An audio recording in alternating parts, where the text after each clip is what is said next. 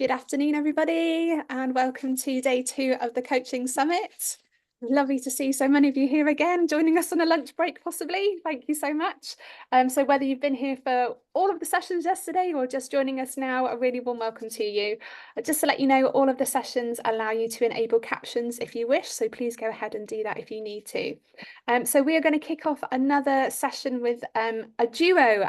It's been fantastic to have the duos. This is the first time that we've done that on the summit. So we are introducing Lucy Sampson and Charlotte Littlejones. Thank you so much for being here today, ladies. And they are here with their session on how coaching supports leaders to thrive through change. So I'll hand over to you, Lucy and Charlotte. Thank you.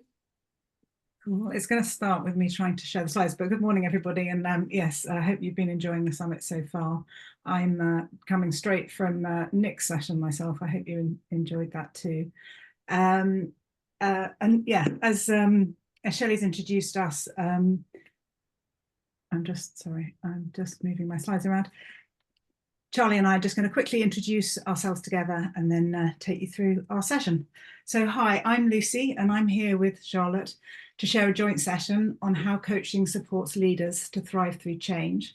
So how are we going to do that? First of all, I'm going to start and I'm going to talk about the inner work, how building self-knowledge supports us to be successful and to thrive through change. And I'm Charlotte, or Charlie, and I will share how coaching can give leaders the skills and confidence to communicate effectively, especially in times of change. Our assumption in designing this session is that you are a leader currently navigating significant organisational change or a leader getting ready for future change. We hope the session will also be of value to other coaches working with leaders who we appreciate may also be in the audience today. We know from our own experience and the experience shared by our clients in coaching that change is an ever-present reality, whether that's smaller adaptive changes or transformational change, where you're working in a company going through a significant evolution, whether that's implementing a new strategy, making a cultural shift, or restructuring a part of the business. As we've stated, today we're going to focus on how we support leaders in communicating effectively and the inner work, building leader and team self-awareness in particular. There are, of course, other areas that we coach leaders on when we're navigating or when they're navigating organisational change, and we're supporting them in that, whether that's building resilience, their well-being, managing imposter syndrome, building their confidence, managing and navigating team engagement. We know we're not going to be able to cover everything in this taster, but we hope you'll find the session useful. So we've got about 15 to 20 minutes each, and while that's brief, our sessions have been designed to be interactive, so please be ready to share comments in the chat, as we will ask you some coaching questions to get you to think and use our tools and approaches in the context of your change. And we will save the last few minutes of the session for any questions or reflections, or certainly we hope so. You know, obviously the challenge of our handing over in the middle, but we'll leave some sessions. Some minutes in the last bits of the session. So have a pen and paper to hand, jot down any thoughts. But you'll also have our contact details. So if you want to talk further, and that includes if it's just that you have a question. And finally, we'll be in the Summit warm-up room on Facebook after this session. So, diving in. So I'm going first. I'm Lucy, I'm an executive coach. I'm a facilitator and a psychologist. Over the last 20 years, I've worked with a number of organisations, and I've supported individuals and teams in those organisations in both EMEA and Asia Pacific as they've navigated organisational change. And I'm really passionate about, and what I'm going to speak to you today is the inner work. I think so much of change presents practical, intellectual, and emotional challenge for the leader and their teams. And the inner work can really help us and our teams, not just to survive, but to thrive through change. What do I mean by the inner work? Well, sometimes it's easier to show than to describe. But if I was to summarize, the inner work asks us to consider our emotional and mental demands, or the emotional and mental demands that the change is placing on us, on our team. The inner work enables us to anticipate and prepare for the impact of the change and to build greater mental and emotional resilience. Doing the inner work, we enhance our ability to perform at our best, to give ourselves the capacity and the self-awareness needed to take advantage of the personal development opportunities that also potentially arrive during challenging times. So what's my way into this big topic? I want to start by asking you to answer this question for yourselves. If you were to reflect on what's the mental approach that you need to thrive through change? If you'll just reflect and then share your answers in chat, that would be great.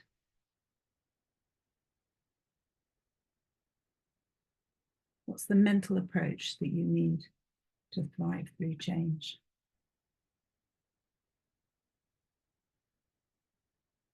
So you come and think about that. Clarity, yeah. Positive growth mindset, yeah. Being calm, being able to focus, openness, resilience, self-care, possibility, being comfortable with ambiguity like that, being clear what you can and you can't control. Yeah, lots of really good answers here. Adaptability, support, patience. I often hear things like stoicism, courage, openness, being unflappable. I also hear a lot of times in coaching people talking about being able to dig deep, just get on with it. One recent client, listening to staff, yes, being, yes, this too shall pass, balance, create space, whatever comes, brilliant. One recent client that I was working with memorably described the need to be absorbent. And I felt that really summed up for me how I felt sometimes as I've approached change as a leader, that it's going to be difficult, that I'm going to have to absorb a lot. Before we move on, I point out the power of having a conscious image of the mental approach or mindset that you need or want to have. And I can see from your answers, there's a lot of people that have, you know, immediately connect with a very positive and helpful mindset when they're thinking about change, but just paying attention to the power of that mindset and how it can be a great shorthand for capturing our target behaviors and approaches and making us aware of what we want to prioritize and pay attention to. Many managers that I meet in coaching, navigating significant organizational change, describe things like the need to show up more consciously as a leader. They talk about being clear. I saw those words there, being decisive. People sometimes talk about the need to protect or to direct or to support their team, probably all three. They'll also include lots of positive and well-intentioned sentiments when we talk about that target mindset. And the image that they often project is that often, I believe, of a superhero, hence the image here. The idea that if I'm better, if I'm stronger, if I'm clearer, if I'm more decisive, if I dig deeper, if I work harder, I'll be able to navigate this change better, and so will my team. When I reflect on changes I've been part of, I see many times when I've tried to be the superhero or reported to a manager turned superhero. Often we might feel consciously encouraged by our teams or organizations to assume that role. But if a manager is assuming the superhero, can you think of some of the common mistakes that they might fall into? Again, can you share those in the chat?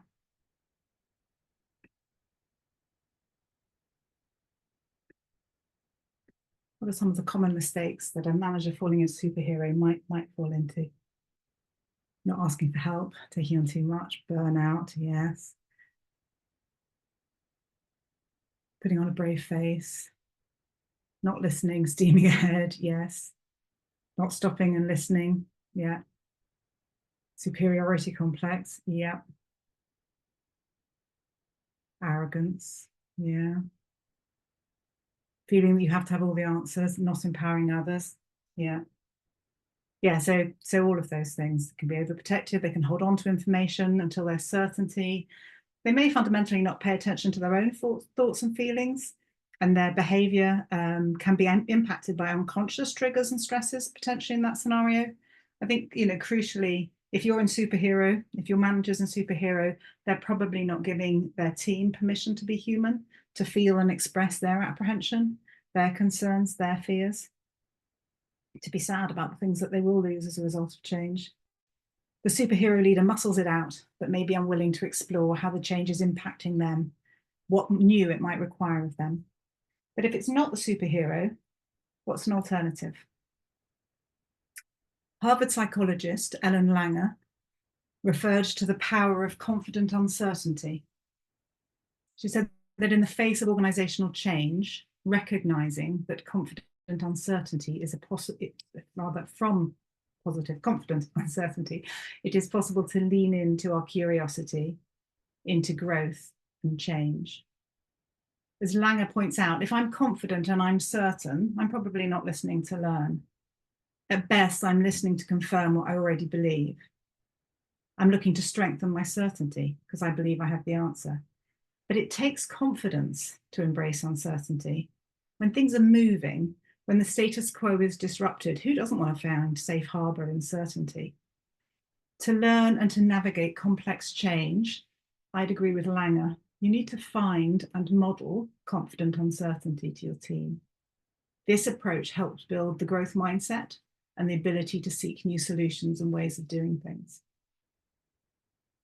As Langer points out, without accepting some uncertainty, we're likely to close our minds to learning, however unconsciously. So, what's a better image of the mental approach of confident uncertainty? I think it would be the monkey swinging through the trees. For me, this image connects with confident uncertainty. You may have a different image, but for me, it's the monkey. But I also like this because it reminds me that change involves letting go of some things, inevitably some things that we will regret losing in order to embrace a future post-change world. Evidence suggests that rather than resistance to change, people are generally resistant to the loss that is associated with change. The loss of knowing my role, what I do on a Monday, the loss of knowing that I'm good and respected in my current position, that the organisation needs me, for example. A monkey swinging through the trees needs to let go of a known branch in order to commit to a branch that they can't yet see. And giving space to connect with and acknowledge and have acknowledged what we're losing is crucial for acceptance and therefore change. It's also worth reflecting that high-performing teams, particularly your highest achievers, well-respected, well-valued in an established system, are on a comfortable and strong branch. They'll be the ones maybe that you expect to work well in the change, to support you in it. But it can be that they're most likely to resist the change, possibly unconsciously. They may need more help to make the leap because they have the most to lose, regardless of how much they potentially have to gain. A bird in the hand is worth two in the bush, after all. Further, if you're an established leader, you might be a monkey on a well attached to the current branch. As a leader, we sometimes assume that we're able and we must be able and open to change because we feel we should be, maybe because others expect us to be. We may need to connect with and acknowledge in order to navigate our own resistance.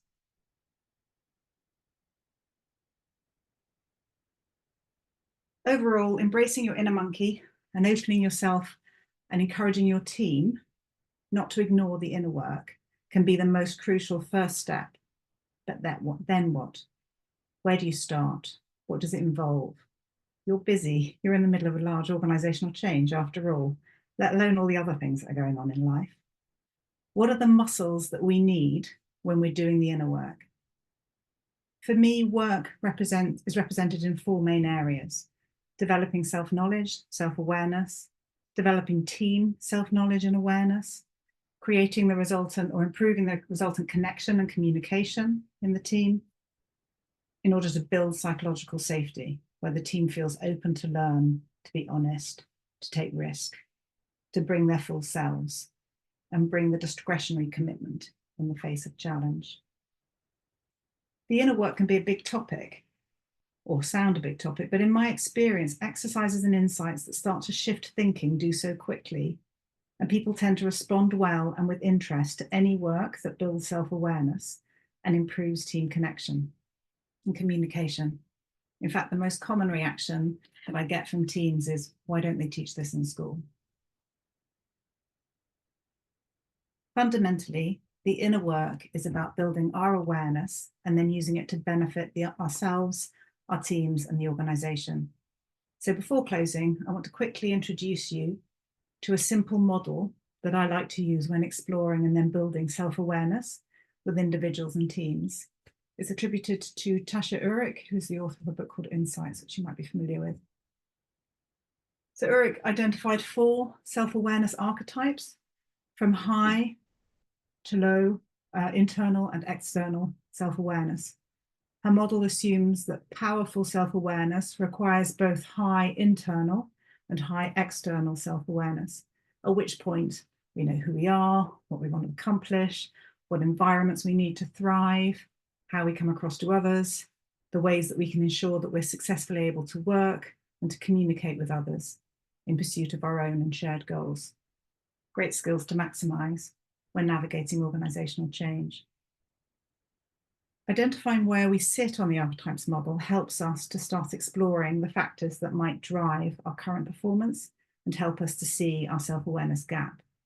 If you're interested, I'll share the model with you after the session, but for now, I just invite you to reflect on which archetype you might be at the moment and maybe reflect on the same for your team. So as you reflect, I'll describe the model. Internal self-awareness is high or highest, oh, it's that one, when you are aware of the environments that suit you. No, it is that one. We're aware of the environments that suit us. We know our strengths, we know our development areas. We're aware of our thought patterns, including our biases. We know our core values, our core beliefs. We know what drives us, what nourishes us, what triggers us. We recognize and understand our emotions and our emotional responses, what triggers them. And we're aware when physical factors like hunger, lack of sleep, or illness might affect our behavior.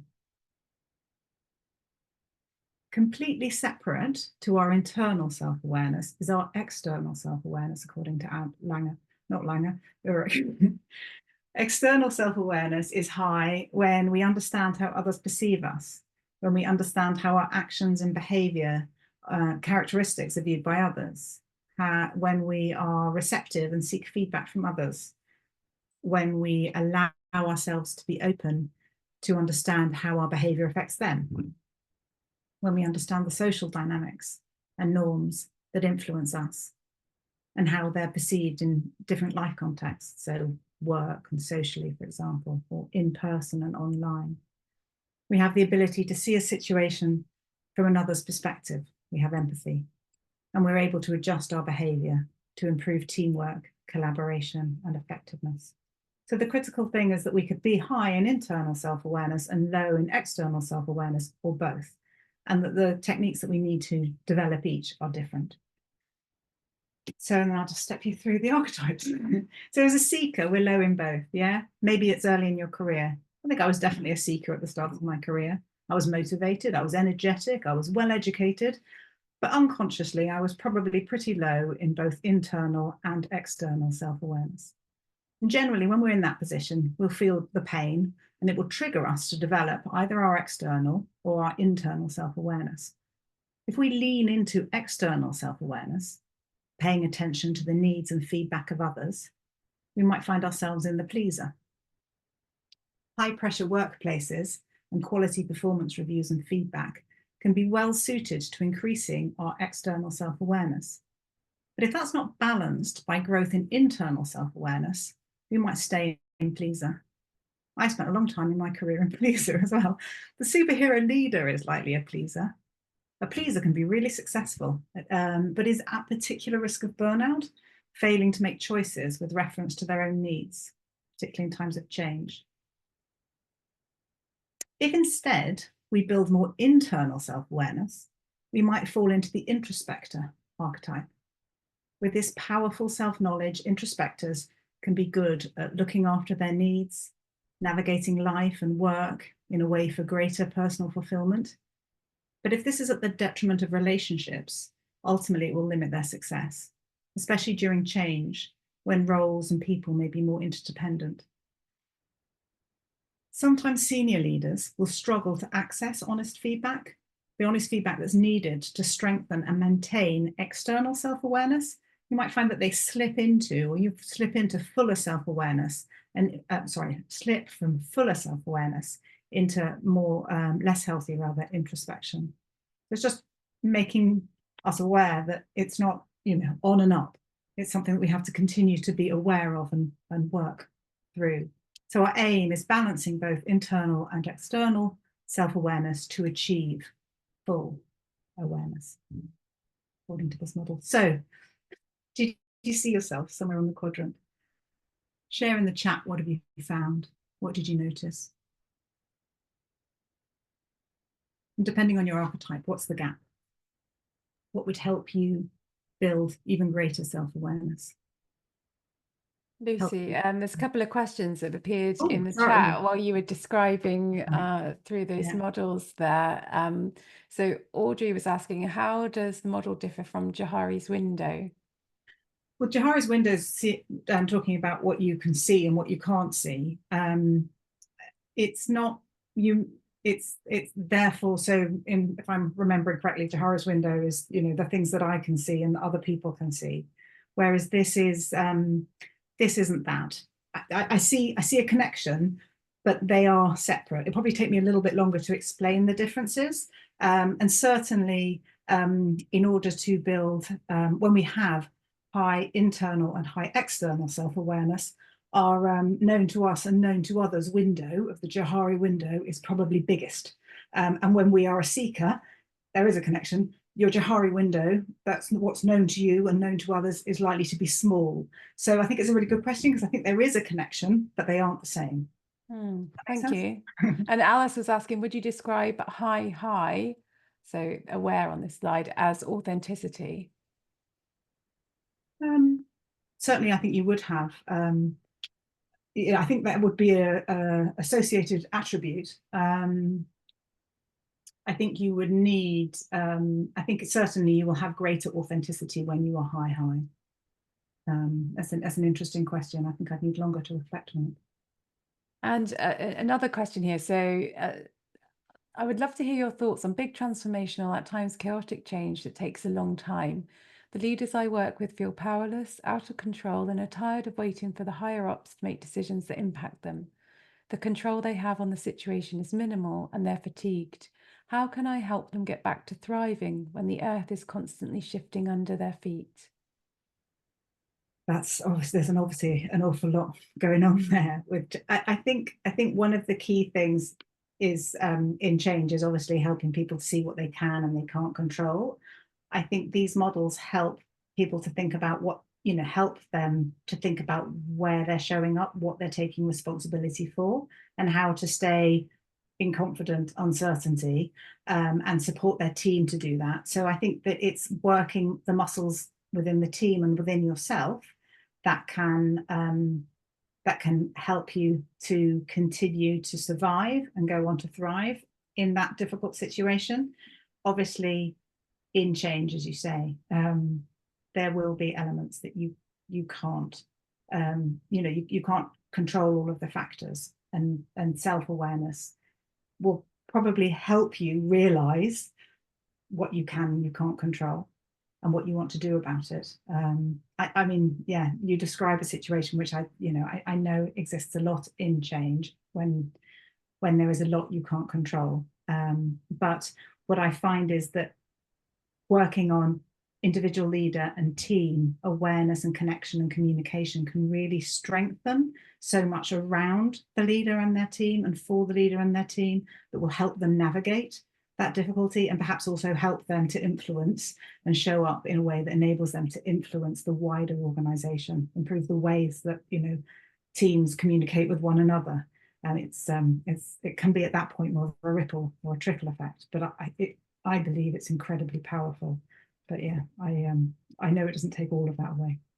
Thank you. And there's a final question. Can you please share the self-awareness archetype slides in the warm-up group? I will, of course, yes. Right. And if anybody isn't in there yet, just drop into the chat and I'll drop the link in so that you know where to find that too. Thank you, Lucy. Right. I'm going to have to quickly pass on to Charlie. We will share both of our contacts for afterwards. But yes, my invitation is, if you would like to subscribe, and you'll see this again at the end, so I can get on to Charlie.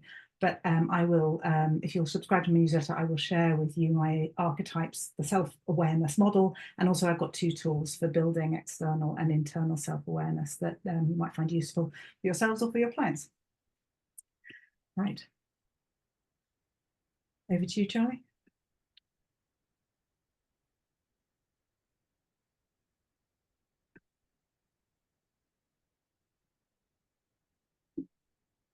Silent. There we go, unmute. Apologies about that. Thank you, Lucy. Can you see my screen? I'm sorry, I'm struggling with the tech today. Okay, brilliant, thank you.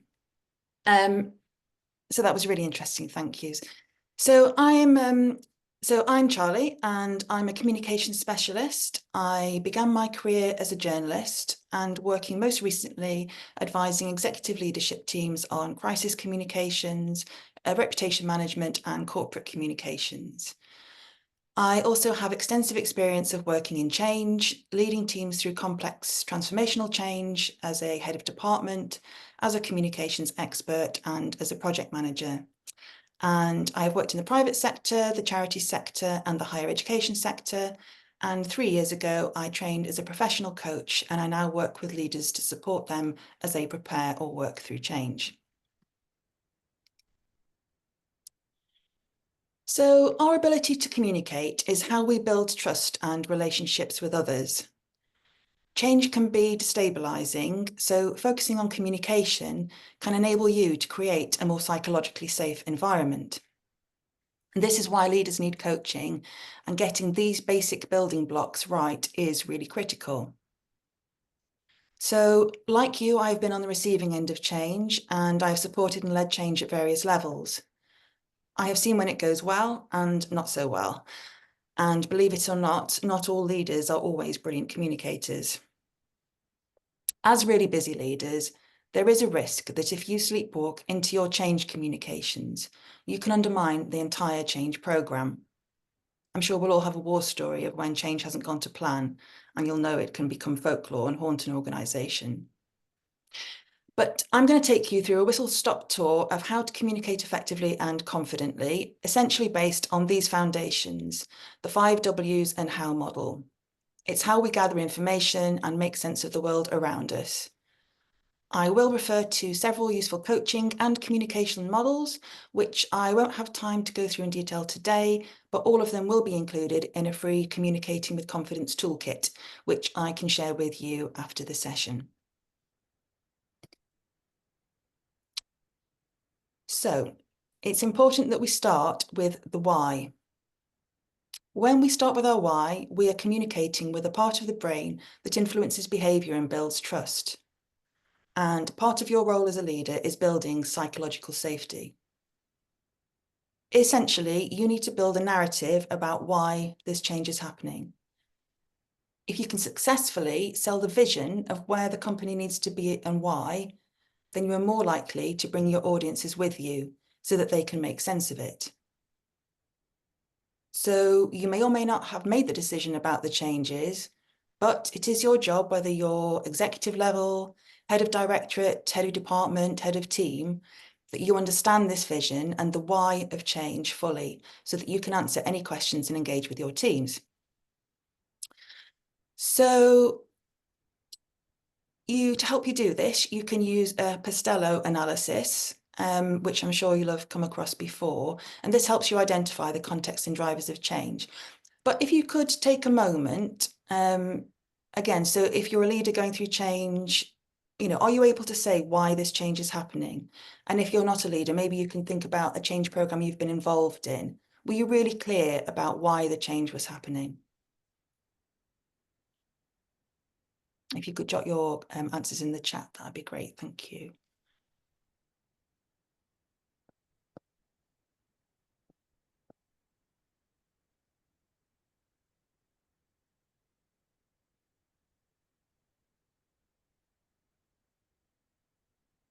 Cost saving, market conditions, yep, that's often it's often to do with money.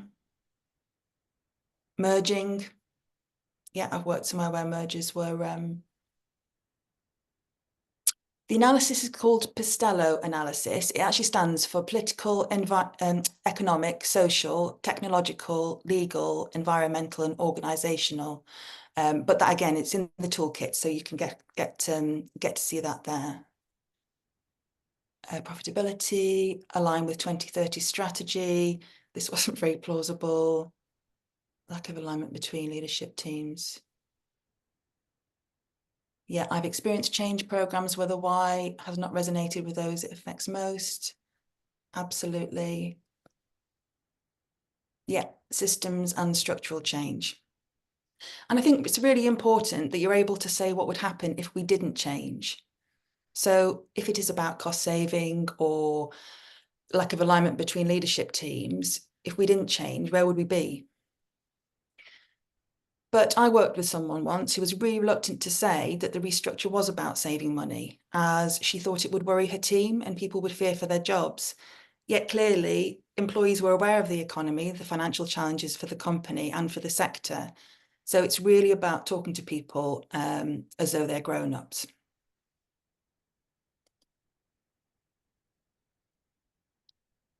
So next, it's the who. So who are your people?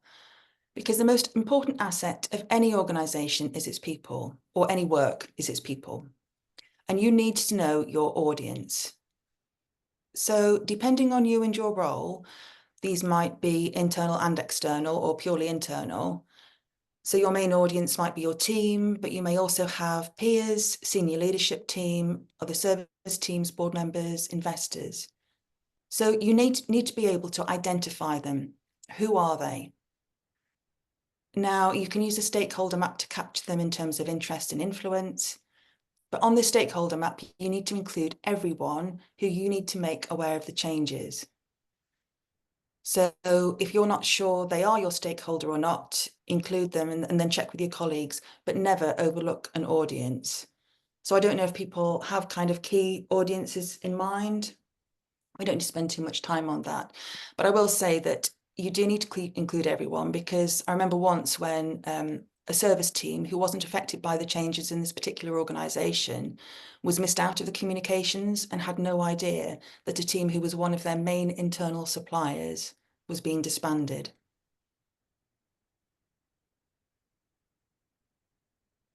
As you can imagine, the silence and vacuum that creates is really uncomfortable and isolating.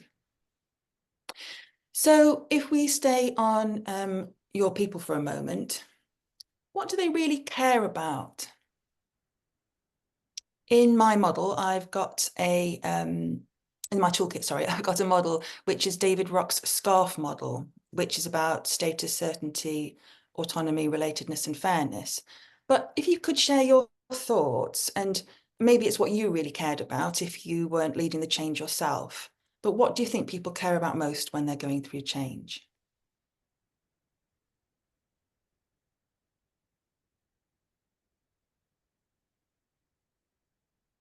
Will I lose my job? Yeah. Job safety, the uncertainty it creates, impact on self, their views being valued. What does it mean to me? How the change will affect them? Yeah, absolutely. Being kept informed, losing their teams, friends, definitely. Themselves, security, why me? And if you're a leader, how do you know what your audiences care about? Are you making assumptions? Because as we can see there, lots of people are worried, and it's a very natural thing to be worried about your money, but and whether you're going to keep your job. But I've also known change programs where cost saving was the main driver, but they were trying really hard not to affect jobs, and loads of people came forward asking if they could either take early retirement or voluntary severance. So I think it's about talking to your teams and actually just gauging how people feel. But it can often be things like, you know, if you've got a physical space, it might be losing the window seat or a change to title. You know, you've got to understand the motivators of your team. So the next question is, what do you want them to think, feel, do, and say? Now, this is an outcomes-based framework model, and it really will help shape the rest of your communications planning. And we won't spend too much time on that just because of time today, but I'll just move to the next,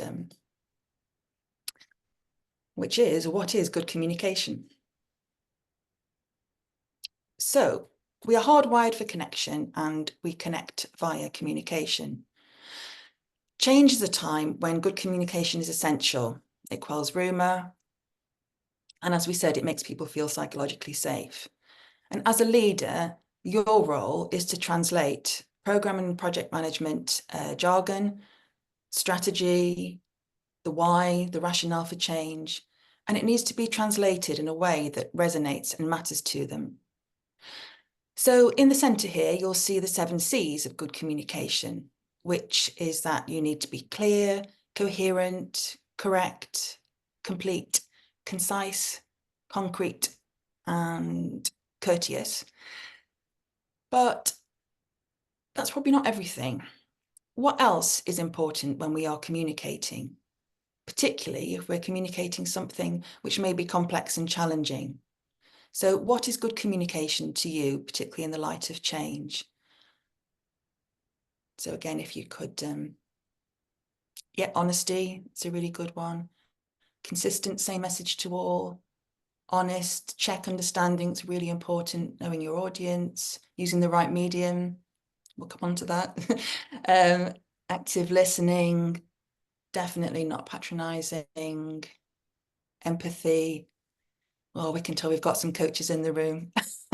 So, yep, transparency, open and honest, timely. Yeah, so active listening is really important. It's really important that we're not on transmit, that we don't use jargon, that we use empathy, that you're enthusiastic in what you're saying, that you're inclusive and you're considering your entire audience, that you're using positive body language, that you're responding to feedback, which someone mentioned. And honesty is really important. So as we said, if it is about saving money, then you need to say so. So if we know what good communication is, what impacts on our ability to communicate? So if people want to have some thoughts here, just a few things. It might be factors such as personality types, neurodivergence, time constraints, confidence in what we're saying and to whom. So do you recognise these, and do you have any other inhibitors to good communication?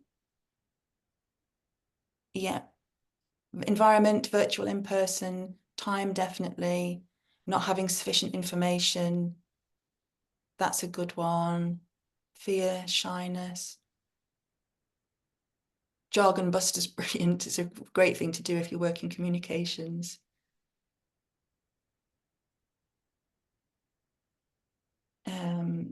Higher management saying info not to be shared at this time. Yeah, that's a really good one. Confidentiality, positive behaviour words. Some really, really good comments coming in here. Mood, tiredness, that's a good one. Not wanting to share the truth as it's unpalatable. These are all really good ones. And the question on, you know, what do you have as a, if you're a leader, what do you have permission even to say and when? So you might not have the answers, or they're things that as a leader you're not allowed to say now. But what can you fill that void with that isn't a lie? When I coach clients, we can practice stock phrases to bide your time and protect your integrity. And these might be things like, that's a really good question. I don't have the answers now, but I'll come back to you as soon as I can. And so in the sense of what not to do, one relatively senior leader that I work with would say, I don't have the answers because I didn't make the decisions and I don't agree with the changes. Well, you know, that doesn't help anybody, and he lost the trust from his team. And I don't know how long he stayed in his job, actually. But moving on to the how. So how we communicate effectively, depending on your organisation, you will have different channels available to you. And by channels, I'm talking about email, meetings, town halls, one-to-ones, intranet, posters, Teams, Yammer or Viva Engage. And then think about how you prefer to communicate on a day-to-day basis. What channels do you rely on or default to?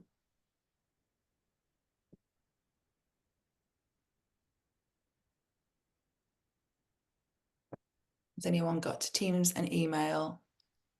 Yeah, email. I think a lot of organisations rely on email. Yeah. Yeah, and certain types of leaders default to different channels depending on their personality types as well. Like face-to-face best, but with hybrid working, mostly emails. Exactly. And so we know what we default to, but then if we think about your audience for a minute, how do you think they would like to hear from you? How can you find out? And then what prevents you from using those channels? So as we've seen in the chat, many people will say lack of time or access to physical space. It means they don't get in front of their audiences. And today, post-COVID ways of working are different. Many employers don't have as many face-to-face in-person opportunities. If we take what the Morabian model of communication says, which is 55% of meaning is conveyed through non-verbal or body language, 38% is vocal, so voice and tone, and 7% is words only, is words, then this makes communicating well via the channels available to us in the workplace today even more challenging. So if we know that body language and non-verbal communication is so important, then you need to be finding as many opportunities to be face-to-face with your audiences so that you can genuinely engage. And another thing to think about here is how you adapt your communication style across the different channels to meet different audiences' needs that is particularly relevant to them. So then we move on to how we communicate unintentionally. So how do you think you or others communicate without intending to? And if we think about, particularly about the workplace, if anyone's got some thoughts of how this might, yeah, body language is really, yeah, facial expressions, definitely, facial expressions. My facial expressions often betray me. Gossiping, rumour mill, closed down, shut it down, water cooler side conversations, being overheard, by not communicating, absolutely. Radio silence can speak volumes, that's a good one. Tone, yeah, definitely. So even things like being busy on Teams all day is maybe today's equivalent of the shutters down or the door shut. Putting I'm in meetings all day message on an out of office, if that's day after day, is quite an aggressive way of saying to your team that you're not available to them. So this is about what people need from you, and people need to see that you care about it. So another thing to watch out for here is not being careless with language. So that might be in email subjects or using words like I'd like to consult with you, where consultation's got a very different meaning in the when we're thinking about change. Even down to the name of change programs. I worked somewhere once where we had a change program called Aim Higher, which very quickly became Aim Fire, as you can imagine. So then we move on to effectiveness. So how will you know whether all the planning around your communications has paid off? When will you know it's worked?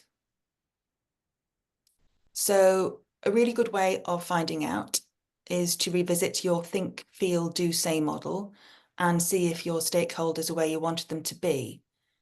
But there are other ways of gauging how people have responded to the changes. So how do you think you'll know if you've been successful?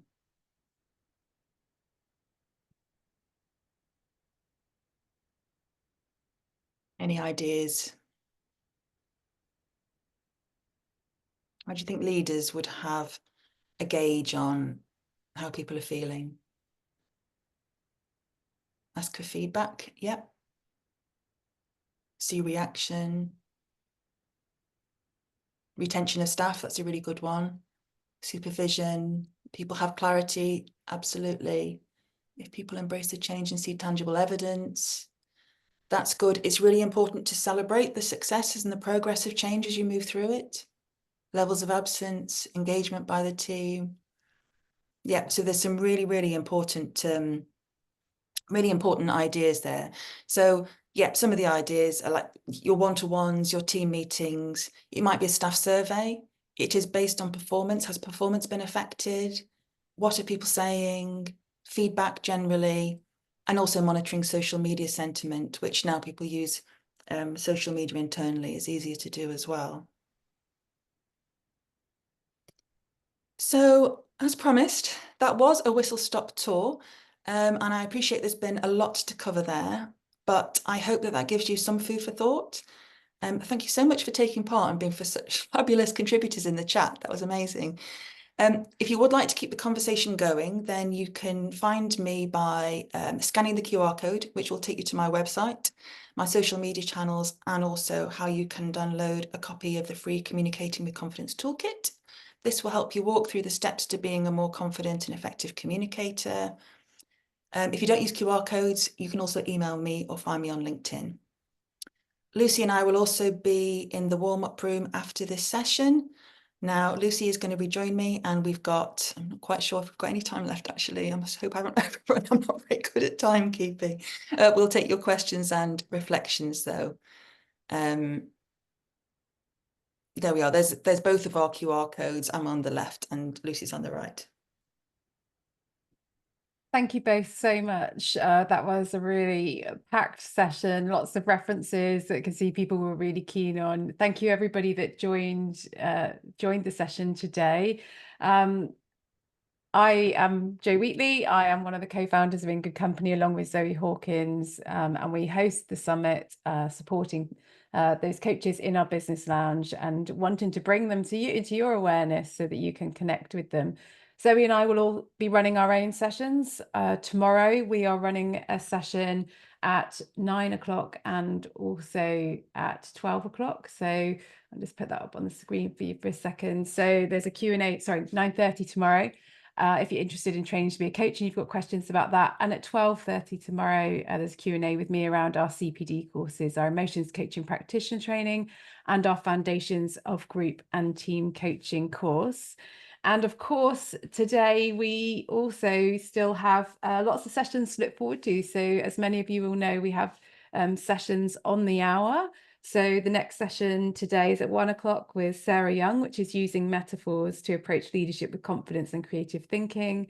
And at 2 o'clock, we have Santanu Sengupta, self-care strategies for parents of SEND children through coaching. And then Marsha Cox at 3 o'clock and Chloe Angus at 4 o'clock. So we'll see many of you there. But please do find Charlotte and Lucy in the Facebook group, where they'll be sharing resources, and happy to continue the conversation on today's topic with you there. So thank you both very much, and we'll see you all soon. Thank you. Thank you. That was lovely. Thank you.